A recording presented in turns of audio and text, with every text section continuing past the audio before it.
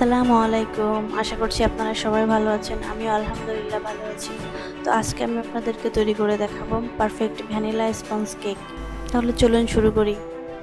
তো vanilla sponge কেকের জন্য আমি প্রথমে নিয়েছি 3টা ডিমের সাদা অংশ। ডিমের সাদা অংশ থেকে কুসুমটা আলাদা করে নিয়েছি। এখন এই সাদা অংশে দিয়ে দিব হাফ কাপ চিনি এবং একটি ইলেকট্রিক বিটারের সাহায্যে এটাকে প্রথমে 3 মিনিট লো স্পিডে বিট করে নিব এবং 6 মিনিট হাই স্পিডে বিট করে নেব।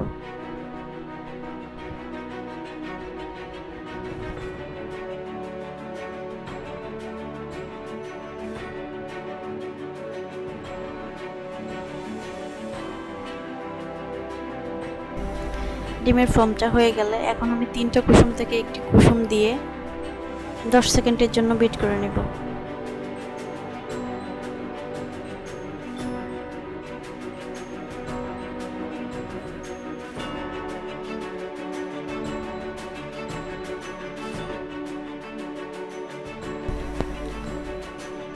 বাকি 2টা কুসুম দিয়ে আমি আবারও 15 সেকেন্ডের জন্য বিট করে নেব।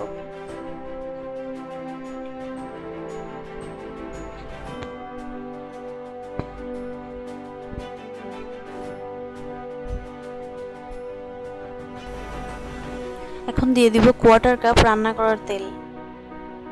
আপনারা চাইলে এখানে বাটারও ইউজ করতে পারেন। 10 সেকেন্ডের জন্য বিট করে নেব।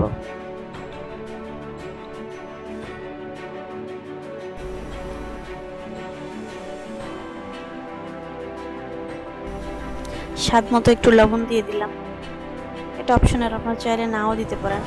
দিয়ে দিলাম হাফ চা চামচ ভ্যানিলা এসেন্স। আপনারা এখানে আপনাদের পছন্দ মতো যে কোনো এসেন্স ব্যবহার করতে পারেন।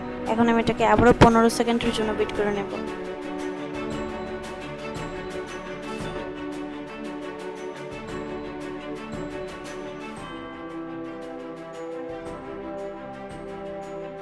বিট করা হয়ে গেছে। এখন আমি এখানে দিয়ে দিব হাফ কাপ ময়দা, 1 চা চামচ বেকিং পাউডার। এখন আমি এটাকে একটা হ্যান্ড উইক্সের সাহায্যে 4-5 মিনিট সময় নিয়ে আলতোভাবে মেশাবো, যাতে ডিমের ফোমটা নষ্ট না হয়ে যায়।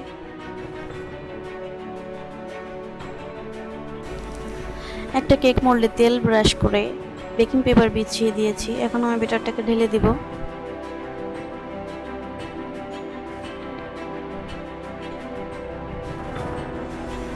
এখন ওভেনে 150 ডিগ্রি সেলসিয়াসে বেক করে নেব 35 মিনিট। আমার কেকটি হয়ে গেছে। একটা টুথপিক দিয়ে চেক করে দেখিয়ে দিচ্ছি, টুথপিকটা ক্লিন বের হয়েছে, তার মানে আমার কেকটা পারফেক্ট হয়েছে। দেখুন আমার কেকটি কত সফট আর স্পঞ্জি হয়েছে। এখন আমি এটাকে আমার পছন্দ মতো বাটার ক্রিম দিয়ে ডেকোরেশন করে নেব।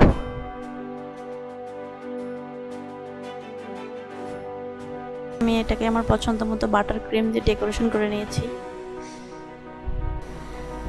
আমি খুব তাড়াতাড়ি বাটার ক্রিম তৈরির রেসিপি এবং কেক ডেকোরেশনের ভিডিও শেয়ার করব।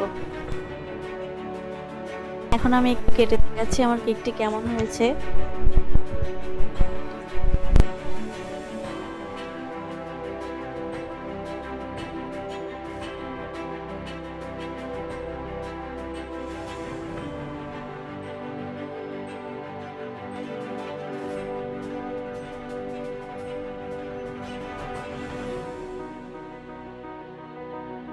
তো আপনারা দেখতেই পাচ্ছেন কেকটির ভেতরটা কেমন হয়েছে। এই ভিডিওটি যদি আপনাদের ভালো লাগে তাহলে অবশ্যই লাইক দিবেন আর প্লিজ আমার চ্যানেলটি সাবস্ক্রাইব করে আমার পাশে থাকবেন। আর যদি ভালো না লাগে তাহলে অবশ্যই কমেন্ট করে জানাবেন। আল্লাহ হাফেজ।